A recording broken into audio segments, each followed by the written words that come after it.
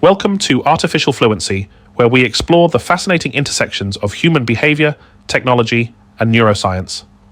I'm your host, John, and with me today is our AI co-host, Emma.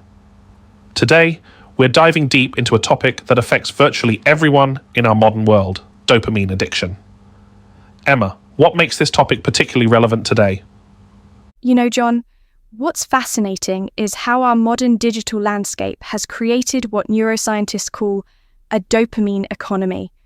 Our brains are constantly being hijacked by notifications, social media likes, and endless scrolling. But before we dive into that, let's help our listeners understand what dopamine actually is. Great point. Can you break down the basics of dopamine for our listeners? Think of dopamine as your brain's reward chemical, but it's actually much more complex than that.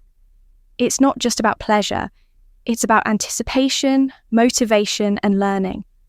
Imagine you're hungry and smell your favorite food cooking. That surge of excitement and anticipation. That's largely dopamine at work. That's really interesting. So it's not just about the reward itself, but the anticipation of the reward. Exactly. And this is where modern technology becomes particularly powerful. Our phones, social media, and games are specifically designed to create these anticipation loops. Every time we pull to refresh our social media feed, there's that moment of anticipation. Will there be new likes, new comments, new content? Thoughtfully, it's almost like a slot machine in our pockets. That's a perfect analogy, John. Just like slot machines, our apps are designed to give us unpredictable rewards. Sometimes you refresh and find something exciting, sometimes nothing. This unpredictability actually makes the behavior more addictive than if we got rewards every single time. Let's talk about the science behind this. What's actually happening in our brains during these dopamine cycles? It's fascinating, really. When we receive a notification, our brain releases a small amount of dopamine. But here's the key. The release actually begins in anticipation of the notification. Over time, our brains can become desensitized, requiring more stimulation to achieve the same effect. Sort of like building up a tolerance? Precisely. And this is where the addiction cycle begins. But it's important to note that this isn't just about willpower. We're dealing with fundamental brain chemistry. Our prehistoric brains simply weren't designed to handle the constant stimulation of the digital age. Let's take a quick break, and when we come back, we'll discuss the signs of dopamine addiction, and more importantly, what we can do about it. Welcome back to Artificial Fluency. Emma, let's talk about the signs of dopamine addiction. What should our listeners be looking out for? There are several key indicators. First, do you feel anxious when separated from your phone?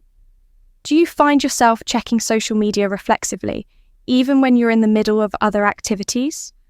Are you constantly seeking more intense experiences to feel the same level of satisfaction? These sound like behaviors many of our listeners might recognize in themselves. Exactly, and that's why awareness is so crucial. Another important sign is the impact on daily life.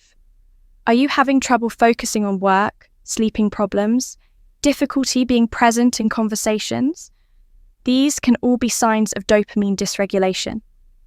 Let's talk solutions. What can people do to break free from these addictive cycles? This is where it gets really interesting. The key is not to eliminate dopamine. We need it for motivation and healthy functioning. Instead, we need to reset our dopamine baseline. This can be done through several evidence-based strategies. Can you walk us through some of these strategies? Of course. First, there's dopamine fasting, though I should note this term is a bit misleading. It's not about eliminating dopamine entirely, but rather about reducing artificial stimulation. This might mean taking a break from social media, turning off notifications, or having designated phone-free times. What about more gradual approaches? Absolutely.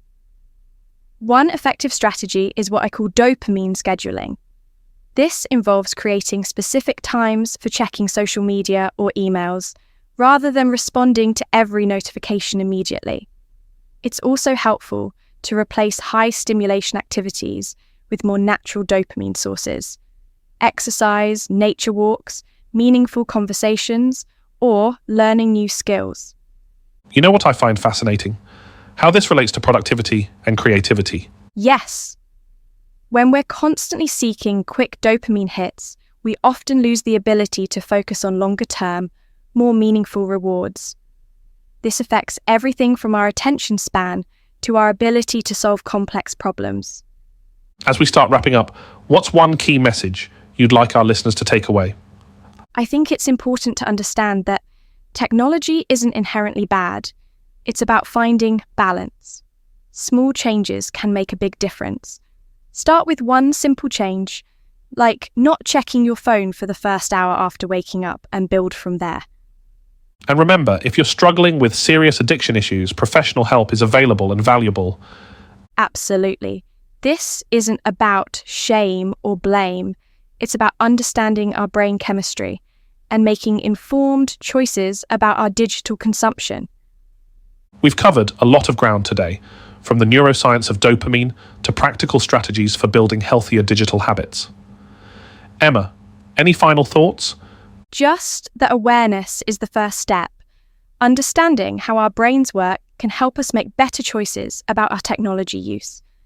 And remember, it's okay to start small. Even minor changes can have significant impacts over time. Thank you for this fascinating discussion, Emma, and thank you to our listeners for joining us on Artificial Fluency. Don't forget to subscribe and join us next week for another deep dive into the intersection of human behavior and technology. Until then, stay curious and stay mindful.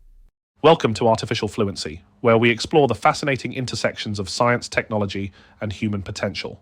I'm your host, John, and with me today is our AI co-host, Emma.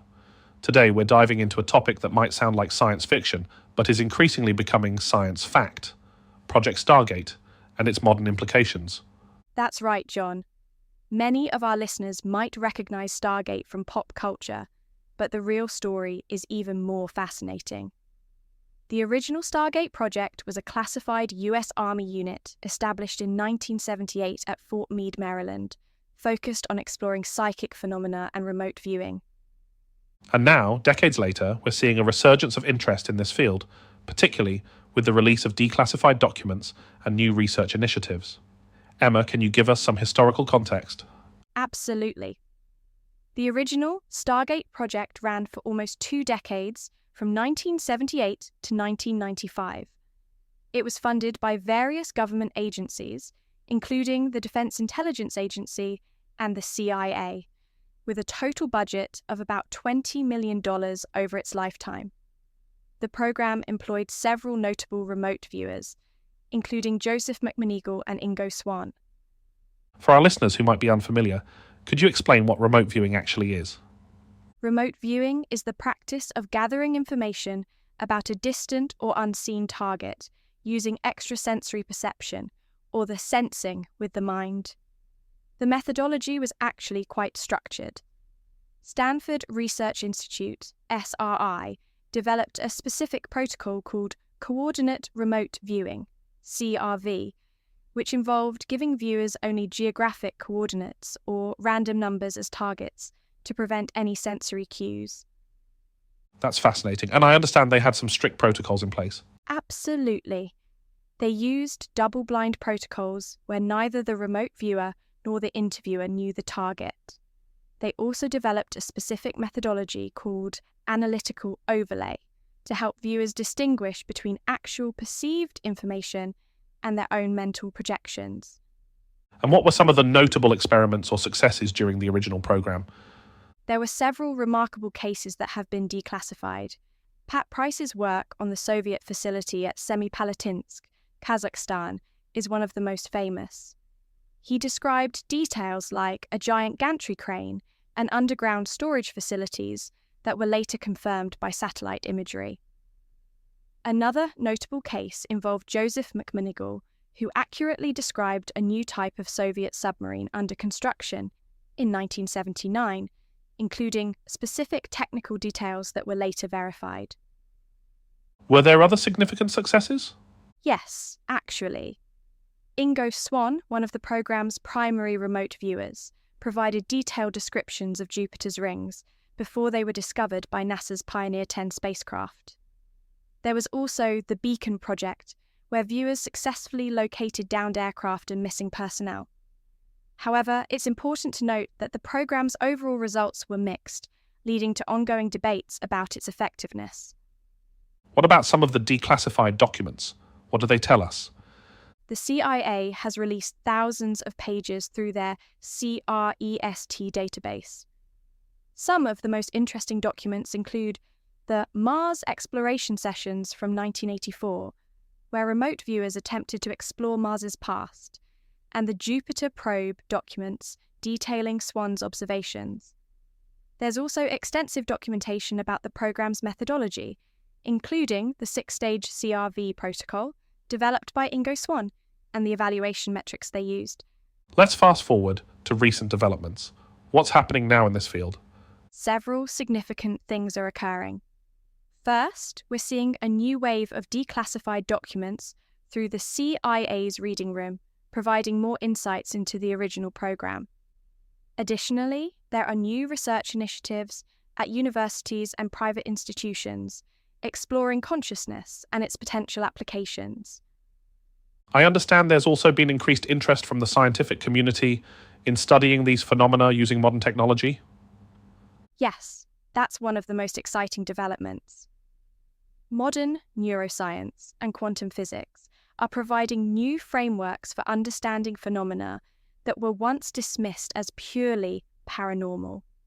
For instance, the University of Virginia's Division of Perceptual Studies is conducting rigorous scientific research into consciousness and its potential extended capabilities. Let's take a quick break, and when we come back, we'll discuss the modern applications and implications of this research. Welcome back to Artificial Fluency. Emma, let's talk about how modern technology is helping us understand these phenomena better. The current scientific research is particularly fascinating. Advanced fMRI studies at institutions like the University of California and the Institute of Noetic Sciences are mapping neural correlates during remote viewing attempts. They're finding interesting patterns in the default mode network, which is associated with internally directed cognition, but also in the anterior cingulate cortex and precuneus regions, areas linked to attention and visual spatial processing. What specific patterns are they seeing? Research shows distinct activation patterns during remote viewing attempts compared to regular imagination or visualization. There's increased connectivity between the frontal and parietal regions, similar to patterns seen during deep meditative states. What's particularly interesting is that successful remote viewers show different activation patterns from those who are just guessing, suggesting there might be a neurological basis for these abilities.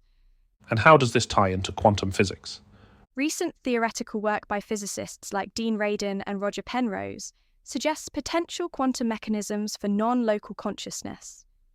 They're exploring concepts like quantum entanglement and quantum coherence in microtubules within brain neurons.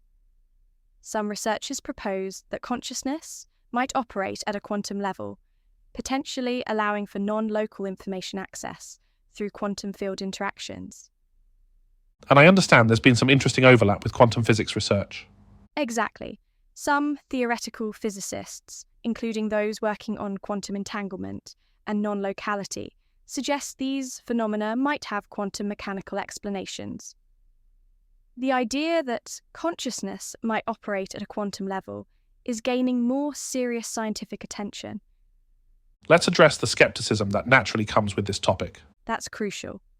The scientific community remains largely skeptical, and rightfully so.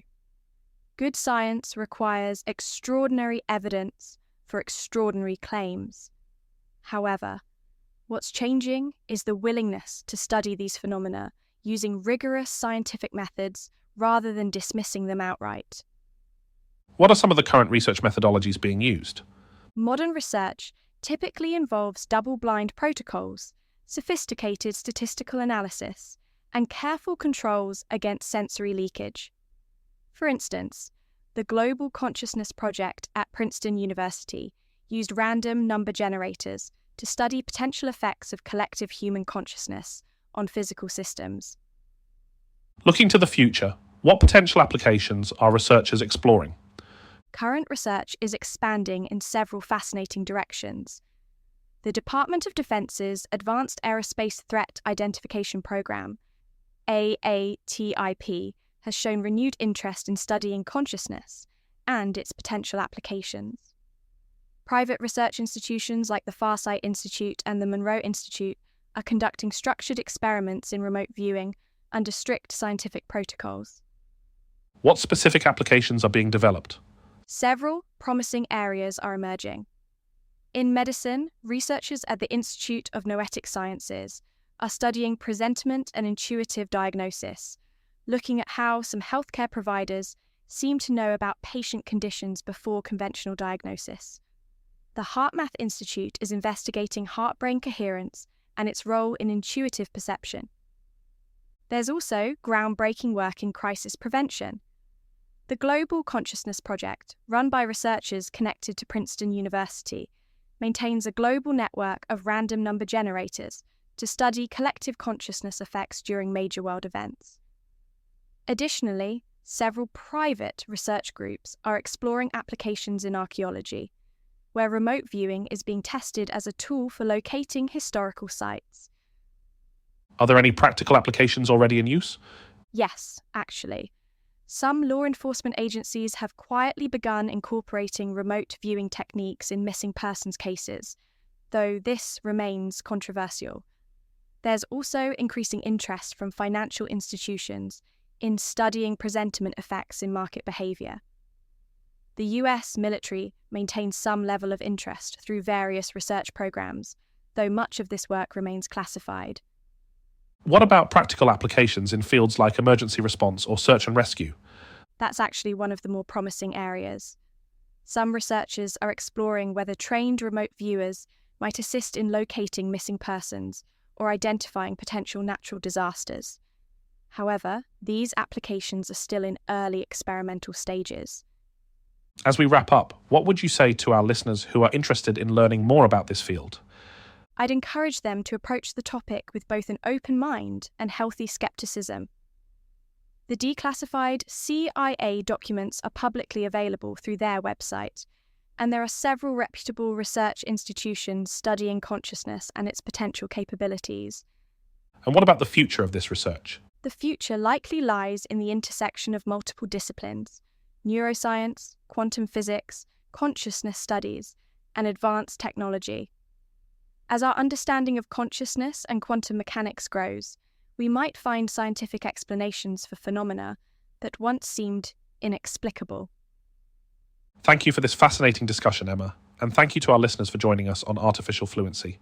For those interested in learning more, we'll include links to declassified documents and current research programs in our show notes. Remember to approach this topic with curiosity and critical thinking.